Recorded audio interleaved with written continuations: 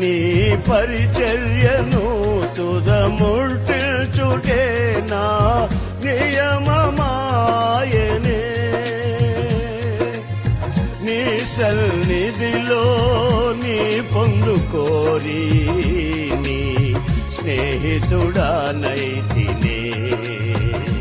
ఆహ నా ధన్యత ఓహో నా భాగ్యము ఏమని వివరితును ఏమని వివరితును ఆహ నా ధన్యత ఓహో నా భాగ్యము